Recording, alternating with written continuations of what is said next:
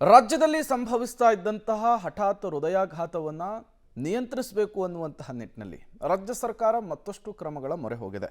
Karnataka Ratna power star doctor Puneeth Rajkumar ಸ್ಮರಣಾರ್ಥವಾಗಿ ಹಠಾತ್ ಹೃದಯ ಸಂಬಂಧಿ ಸಾವುಗಳನ್ನು ತಡೆಯಲು ಸ್ವಯಂಚಾಲಿತ ಬಾಹ್ಯ ಡಿಫಿಬ್ರಿಲೇಟರ್ಗಳನ್ನು ರಾಜ್ಯದ ಜಿಲ್ಲಾಸ್ಪತ್ರೆ ಹಾಗೂ ತಾಲೂಕು ಆಸ್ಪತ್ರೆಗಳಲ್ಲಿ ಅಳವಡಿಸುವುದಕ್ಕೆ ನಿರ್ಧರಿಸಲಾಗಿದೆ.